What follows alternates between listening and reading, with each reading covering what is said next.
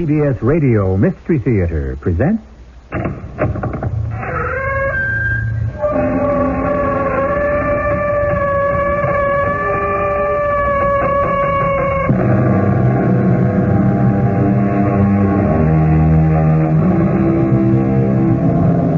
Come in. Welcome. I'm E.G. Marshall. To herald its 9th season on the air, the Mystery Theater is presenting that classic story of crime and retribution, Victor Hugo's Les Miserables. We have been tracing the story of Jean Valjean, who served a 19-year sentence for stealing a loaf of bread. After an aborted attempt to steal silverware from a kindly bishop, he has gone straight. So straight, in fact, that he was regarded by everyone in the town of Moulins as the paragon of kindness and generosity, factory owner, and, eventually, mayor. But his life as an honest man was cut short by fate. And once again, Jean Valjean found himself in prison. Valjean, what did you do? I made it. I ran. They didn't catch me. Listen to that bell. They ring it like that when there's death or trouble. The nuns must have seen you. It doesn't matter. I have the ivory crucifix. Yes, they saw me. I knew it. That's why the alarm bell. Jean, you can't hide here. They'll find you, and that will mean prison again.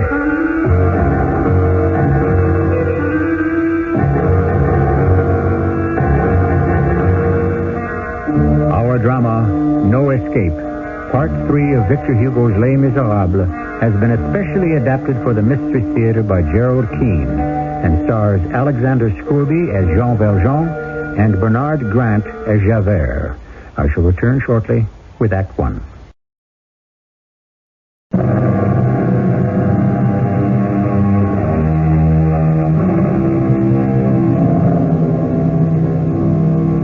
Our Mystery Theater curtain rises on Episode 3 of the study of crime and social injustice, Victor Hugo's Les Miserables. Our stage is set to reveal the tale of an ex-convict, Jean Valjean, who tries to live according to the law, but is relentlessly pursued by one man who had dogged his trail for 20 years. This man is a police inspector by the name of Javert.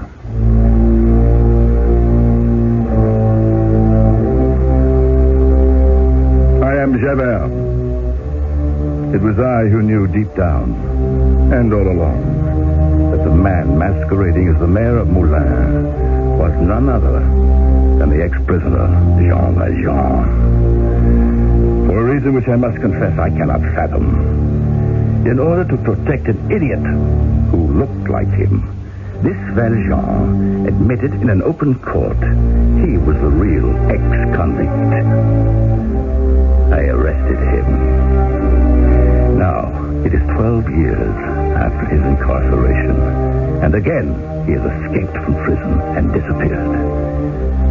If I do nothing else in life, I shall find him. Marcel! Who is it who calls my name? Who are you standing in the dark in my cottage? I've been waiting for you, Marcel. Who are you?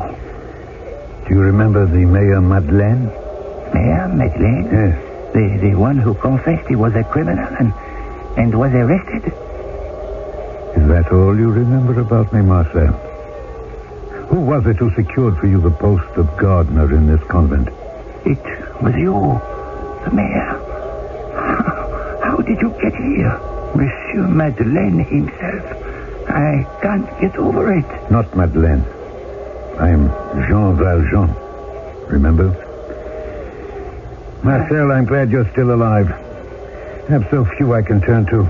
If you had not lifted the cap from my back that day, I would not now be alive. Forgive me. Oh, that was so long ago. How long? My memory plays tricks. 12 years. I thought they condemned you to life imprisonment. I escaped. But why are you here? This convent of Saint-Antoine is no place to hide. The Sisters of Mercy are not allowed to give sanctuary to an escaped convict. Marcel, I have not come here to hide. I have come to get the daughter of a woman who should not have died so young. At her bedside, I swore to her I would protect her daughter, that she would always be taken care of. Her daughter is here at Saint Antoine? I pray so. I hope so. When the child was 6 years old, I brought her here. The Mother Superior promised me she could stay. Now I have come for her. Will you help me, Marcel? Who is she? What is her name? Cosette. Cosette? Yes. Oh, yes, I know her. She never entered the order. She comes to the gardens often and helps me. She is 18 now. Don't tell me. Is it you she is always talking about? Are you the grandfather she speaks about? When she was little and her mother died, I led her to believe that. I told her when I brought her here that one day I would return and we would have a home. But, as you say, I am a hunted man. So I cannot openly ring the gate bell and inform the Mother Superior I wish to take Cosette. Now, look at the way I'm dressed. My clothes are rags covered by this cape and this wide-brimmed hat. But you will help me, I know. When will I do this? Tonight, if it is possible. For you, anything I can do, I will, but we shall have to wait till morning when Cosette comes into the gardens, where I'm planting and weeding. Tomorrow, then. I thank you. For saving my life, Jean Valjean. How can I ever do enough?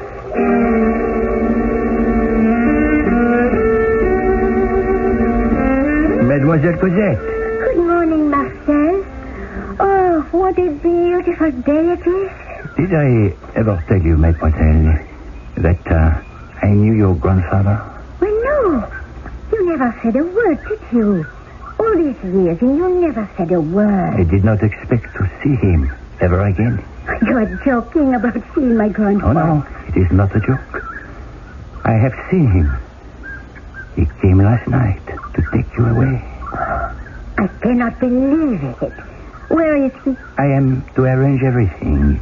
He does not wish to disturb the Mother Superior, and so he asked that you leave the convent alone. Just by myself? Yes. When? Tonight, as soon as it is dark, after the evening prayer at 6, you have to walk to the bottom of the main road. The hedge of wild roses, there will be a hay wagon waiting for you. You are not to speak to the driver. You are to get in, and you will be taken to your destination. I, Javert, Chief of Inspectors, did not know that Jean Valjean had escaped from prison, or that he had returned to Paris. In fact, he occupied very little place in my mind, until one day in December, I was called into the commissioner's office at the Paris prefecture. Javert, remember Jean Valjean, the condemned prisoner you had so much trouble with? I do indeed, Commissioner. The man is dead. Really? Look at this report. Escaped. Fell in the Seine undrowned. I thought you'd be interested. That's why I sent for you. Well. This is a piece of good news. And here's another piece of news. Interesting how these related events come in bunches. A report that last night a girl of 18 was kidnapped from the convent of Saint Antoine. A nun was kidnapped? No. A young girl who was boarding there. Had been there since she was a child of 6. I don't see any connection with the Valjean affair. The girl's name is Cosette. And the Sisters of Mercy reported that her deceased mother's name was Fantine. Fantine. An unusual name. Fantine. I thought it might ring a bell. Seems a stranger has been seen in the area the day before yesterday. A tall man with a cape and a wide-brimmed hat pulled over his head. This stranger, they think, walked in and made off with her. What do you think of that? I don't know what to think. Especially since it says here Valjean is dead. I merely pass along the information. But I do remember a dozen years ago, after the Valjean confession that he was posing as Monsieur Madeleine, the mayor, when you went to arrest him, wasn't he at the bedside of a dying woman called Fantine? You have a good memory. What is the name of that convent? Saint Antoine. The patron saint, by the way, of the hard-pressed.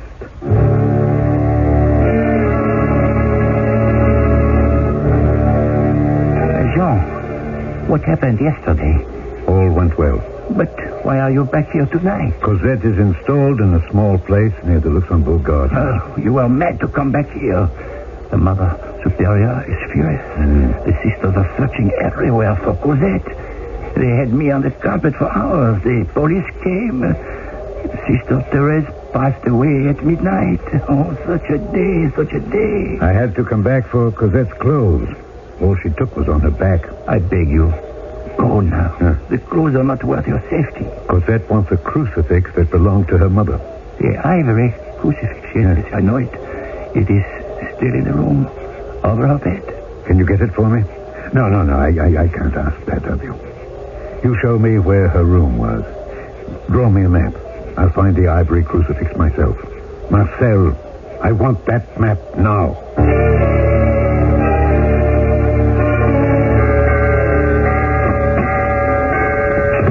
Marcel. What did you do? Listen to that bell. It is rung that way when there is death or trouble. They must have seen you. It doesn't matter. I have the crucifix. Yes, they saw me. Two sisters walked in the door as I was pulling it from the wall. They ran out shouting for the Mother Superior. I knew it. You cannot hide here.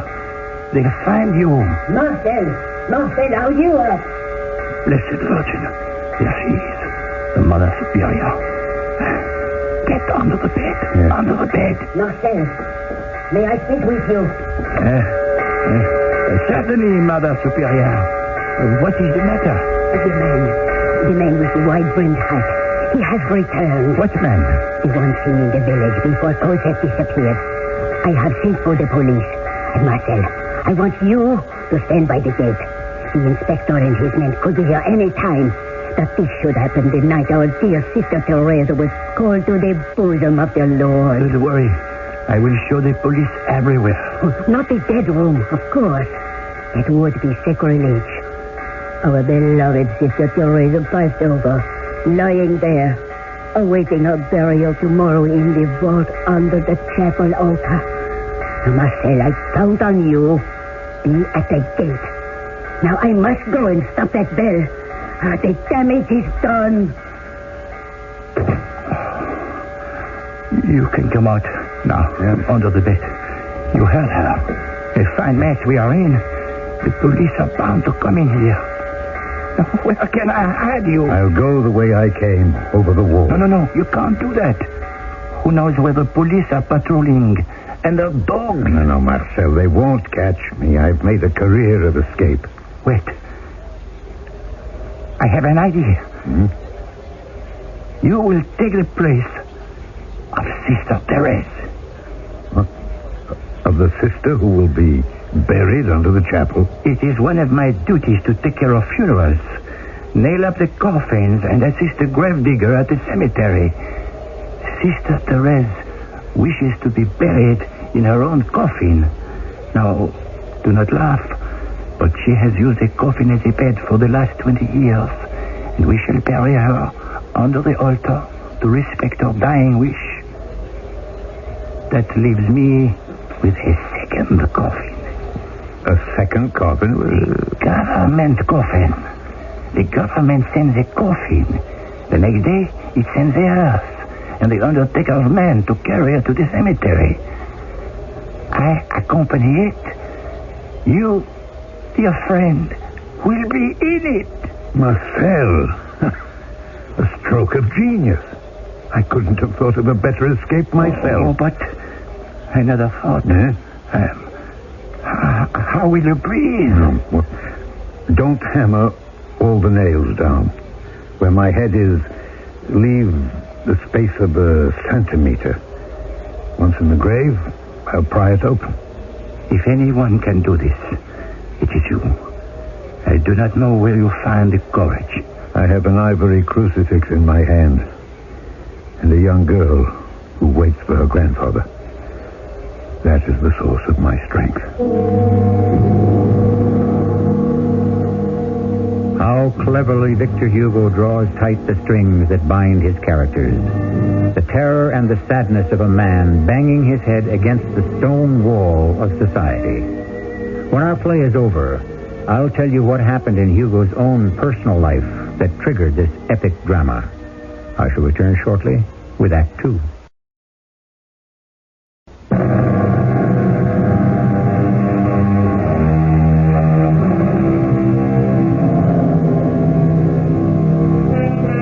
I am happy to report that via the coffin and the grave, Jean Valjean did make his escape to the Latin Quarter of Paris, where he rejoined his ward, Cosette.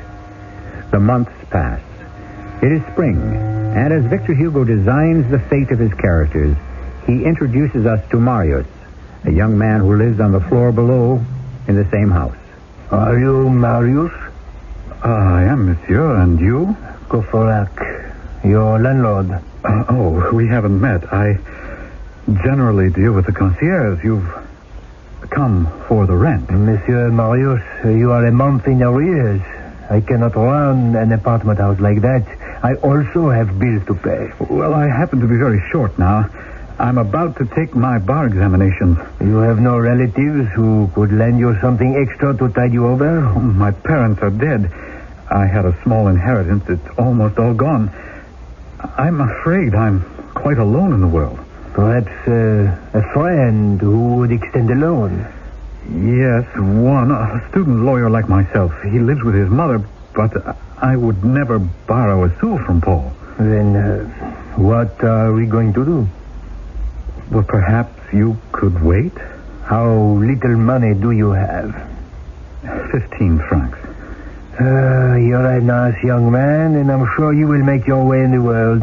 I certainly won't press you for the rent, but you will need more than 15 francs to live on until you are a practicing lawyer. I realize that. Have you clothes you could sell? Just what you see in the armoire over there. Any jewelry? A gold watch. May I have a look? Oh, as you please. I have an idea. Do you know English? No, I don't. Not very well. Do you know German? Not really. I know a little of both languages, but not much. Oh, that is too bad. Why so? Well, a friend of mine, a publisher, is preparing an encyclopedia for which you could have translated English or German articles. The pay is little, but at least it's possible to live on. Well, I will improve my English and German. But in the meantime, Marius, I will have to eat my clothes and my watch.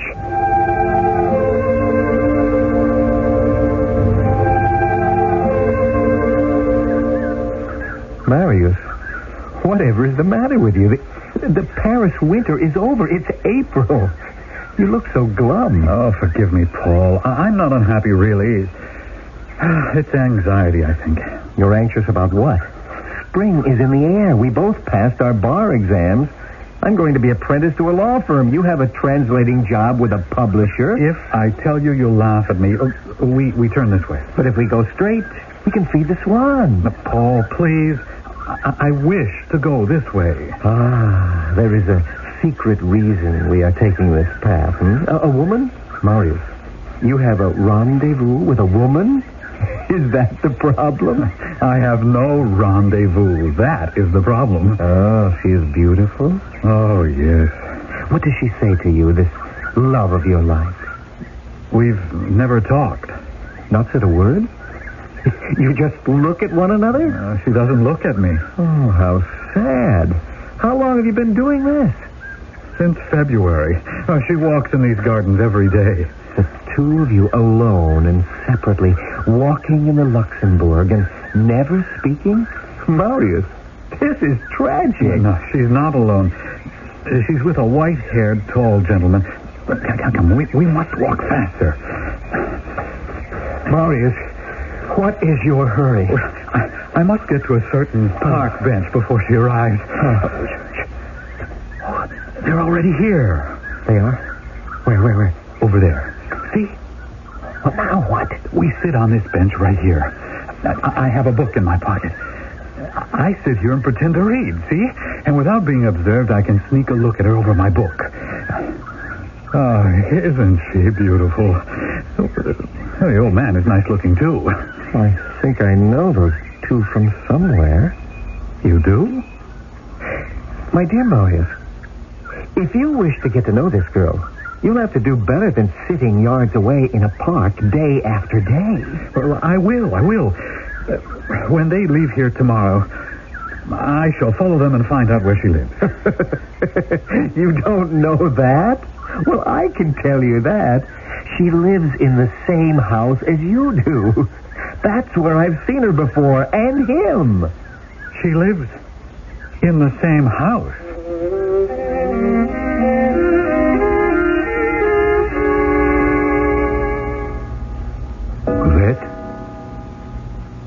Cosette, is that you wandering about the apartment this time of night? Oh, I am sorry, Grandfather. I did not mean to wake you. But I could not sleep. But I am glad you are awake. The strangest things have been happening. Something always seems to wake me at midnight. It started about, 2 weeks ago. I did not want to say anything. I did not want to alarm you.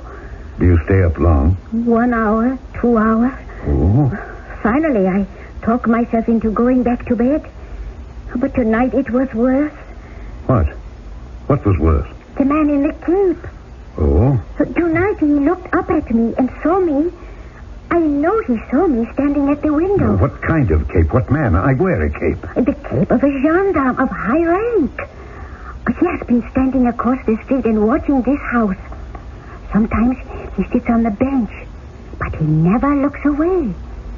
So tonight, when our eyes met, I felt I had to go downstairs and find out why he was there. While I was sleeping, you went outside in the middle of the night in your nightdress? I put on slippers and this coat over me, but I did not go outside. I went down, opened the door slowly, but the man in the cape had gone. I don't want you ever to do that again, Cosette. To go out in the dead of night. You could be murdered, anything. You frighten me so, Grandfather. I mean to. This is serious. But tomorrow night I shall watch from this window myself. And then we shall see. You don't sound a bit afraid. I'm not. I shall never again be afraid. Now go to bed, my dear. And sleep well.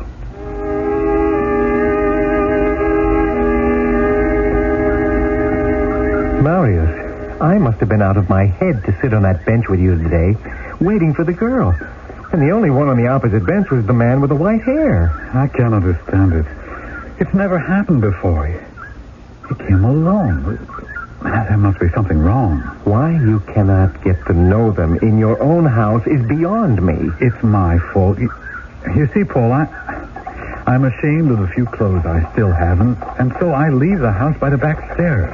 It would never occurred to me that you looked shabby. Paul, will you come up to my room for a few minutes?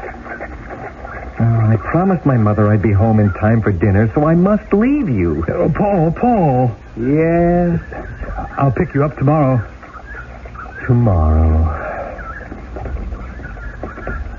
Monsieur, I beg your pardon.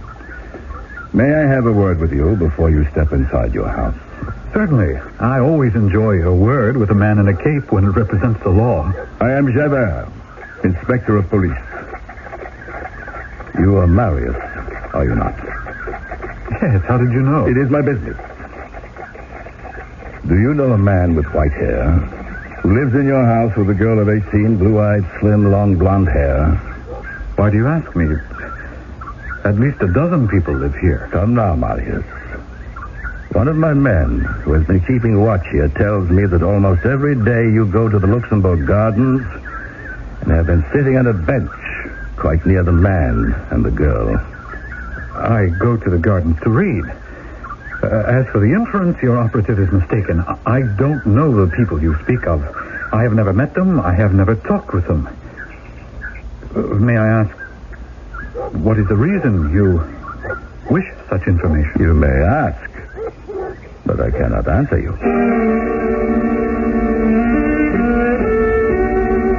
Come here, Cosette. Come here to the window. What do you see? Where? Down in the street in front of the house. That's the young man, isn't it? Yes. The one we've talked about who watches us in the Luxembourg Gardens? Do you know whom he's talking to? The man in the cape. Who is he? His name is Javert. He has been plaguing me since before you were born, my child. He is the inspector of police. Now, will you believe me when I tell you the young man who has been watching us almost every day in the past month is not only smitten with you, there's more to it. It's me that he is watching. I don't know how long we have before the police intend to storm this house and take me with them. But I can tell you this, Cosette. We are not waiting up here to find out.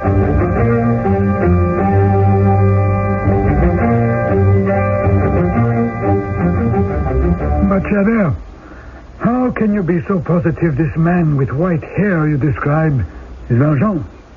It's a feeling I have, Commissioner. And you expect me to issue a warrant to search the house on the basis of that? A hunch? I repeat, the elderly man has a young woman with him. It could be the 18-year-old Cosette who disappeared from the convent. It's possible, but we have only the vaguest description of the girl. There are many slim, blue-eyed blonde girls of the same age on every street in Paris and more indoors. No, I cannot issue a warrant. A French citizen still has some right, Javert. I don't have to tell you one needs actual proof. Do you have any? I will get it. And now I suggest you attend to your duties and forget this man. Commissioner, may I be given a fortnight's leave without pay? May I have that?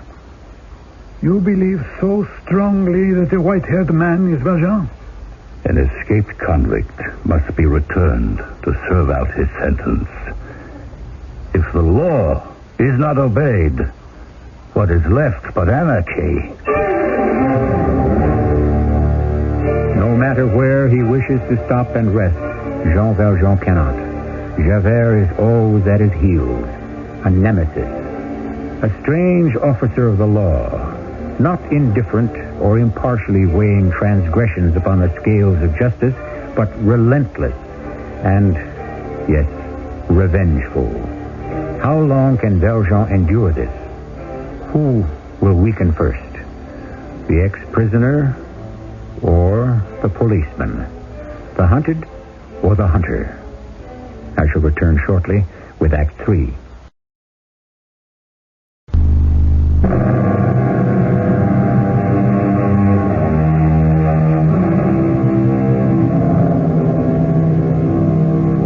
This unyielding pursuit through the years had made Jean Valjean more wary and Javert more impatient. Is it justice that Javert seeks, or vengeance? One has the feeling that as long as Valjean lives, so does Javert. If Jean Valjean were no more, Javert would die, having no reason to live. Javert speaks.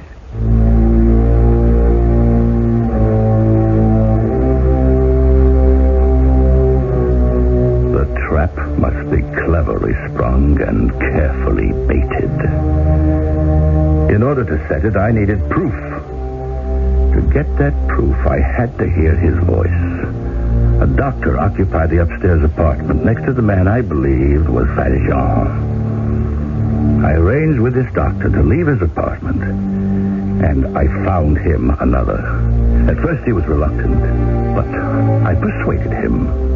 For the sake of law, sometimes arms have to be twisted.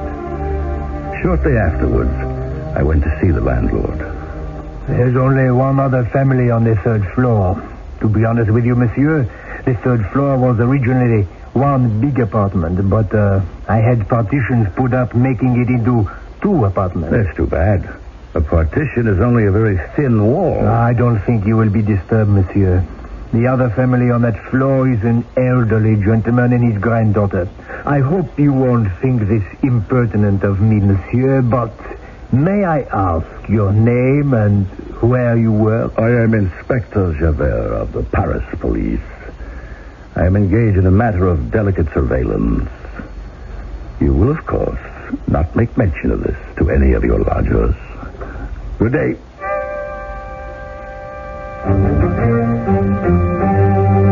Shut the door, Cosette. Wasn't that a nice walk we had today, Grandfather? I love watching the boats on the Seine. Lock it. Oh, do you mean that? Lock the door, yes, please. Cosette, sit down. I want to speak to you. Before I have made us afternoon coffee? Cosette. Cosette, I am not really your grandfather. What? When your mother was alive, you were very little. You and she lived in a town not far from Paris, Moulins. Do you remember that? Yes. I think I do. Your mother had a beautiful name. I'm sure you remember that. Fantine. Yes. I promised her I would take care of you always. Cosette, my real name is Jean Valjean. Once when I was very young, almost your age, I stole a loaf of bread because my sister and her 7 little ones were starving. Oh. I was sent to the worst prison in France, Toulon. My dear child, I paid for that crime with 19 years of my life. When I got out, I was bitter against the world. I wasn't out of prison long before I stole some silver from a bishop. But he was a very good man. And he told the police he had given me the silver. It was the first kind thing anyone had done for me in 20 years. He brought me to the safety of the Lord and made me promise to lead a good life. And I did, Cosette. It's been said that I put the town of Moulins on the map of France. I started a glass bead factory where your mother worked. I built a hospital, tried to help everyone I could. But I was sent back to prison. For what? There is on this earth one man, a police officer, whose name is Javert. He was an assistant jailer in Toulon, where I was first imprisoned. He has never let me be. He always suspected that I, who was now known as Monsieur Madeleine, the respected mayor of Moulins, was in truth Jean Valjean. One day, a poor, demented creature who looked very much like me was arrested. Because everyone swore he was me, he would have been sent to prison for his whole life. I could not let him suffer in my place. I had no choice but to give myself up. Why do you tell me all this now? Because I am certain once again they have found me out.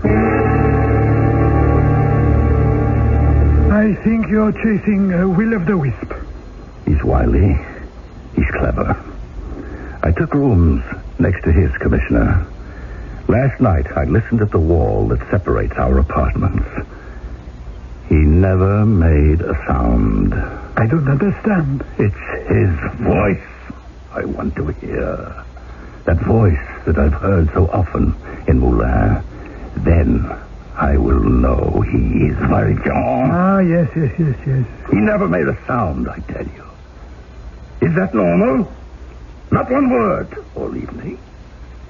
Now, I could hear them eating a dinner she had prepared, washing up the dishes.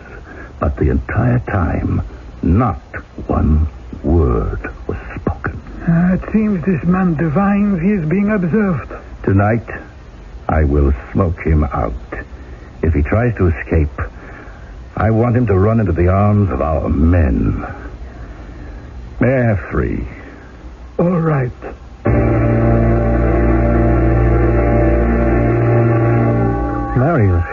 It seems to me your entire life is being spent sitting, waiting on park benches.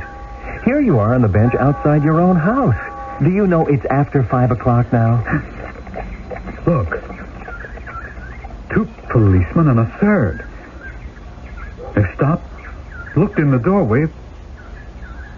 Now they're moving on. What's the matter, Marius? You've gone quite white. Yesterday, after you left me, a police inspector named Javert stopped me and asked after them. Asked about the white-haired man and your girl? Yes. Wanted to know what I knew about them. I told him nothing. Oh, that is peculiar. How much longer are you going to sit out here? I don't know. Oh, you are stubborn. No, I am in love. All right. I'll wait with you 1 more half hour, and that's it.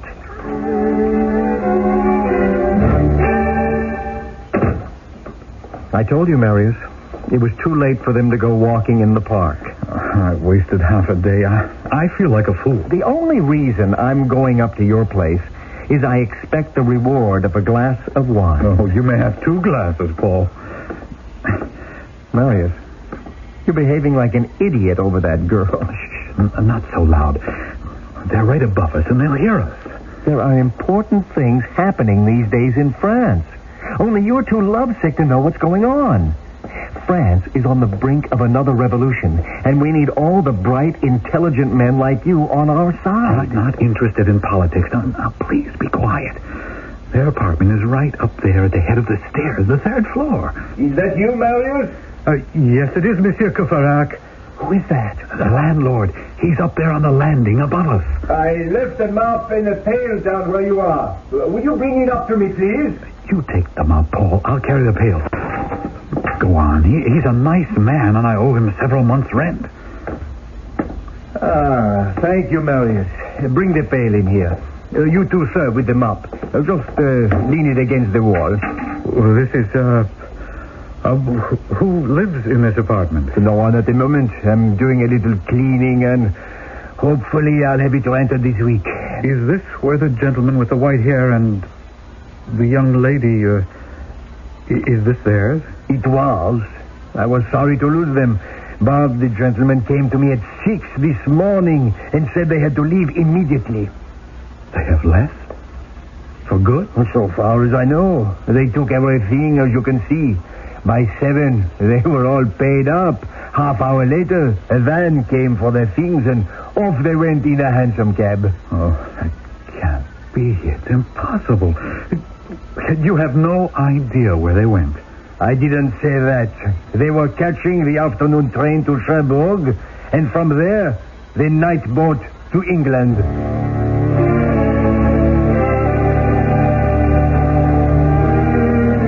Javert, your Valjean and your so-called kidnapped young lady are now out of our jurisdiction. If indeed they have gone to England, content yourself with the fact there is nothing we here in Paris can do about it. Yes, Henri? There is a Monsieur Courfeyrac here. He says the inspector asked him to come here if he found anything of value in an apartment recently vacated. Commissioner, this may be a lead. May we ask him in? Henri, bring the man to my office. Courfeyrac is the landlord of that house.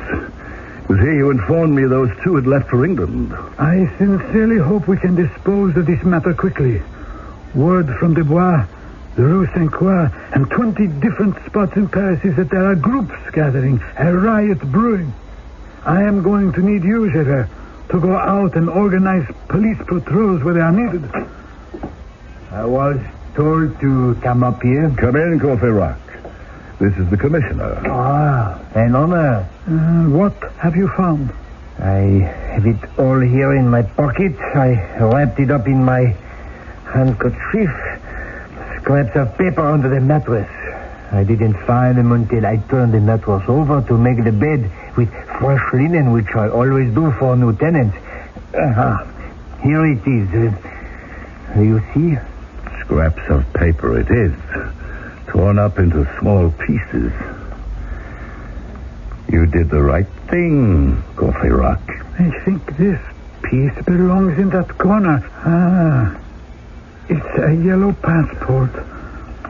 By heaven, a yellow passport. Valjean must have torn it up and placed it under his mattress, planning to get rid of it. Javert, my apologies. Look, V-A-L-J-E-A. Well, the rest of it is here somewhere. Javert, my apologies. You were right. I'll be the first to acknowledge it. Unfortunately, if he has skipped to England, there is little we can do about apprehending him. I shall get him. If it's the last thing I ever do. One must not threaten the fates that way. What good would it do you if it were the last act of your life? Now let's bend our efforts towards suppressing this riot before it turns into a full-scale revolution.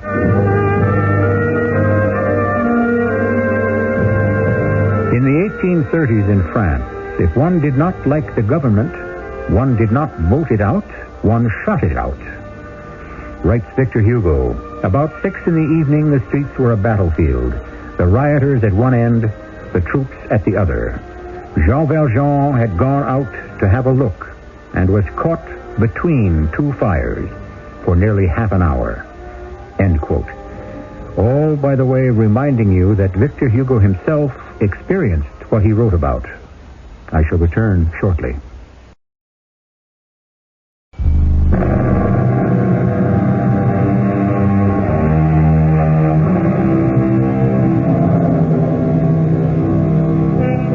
Concluded episode 3 of Victor Hugo's magnificent Les Miserables.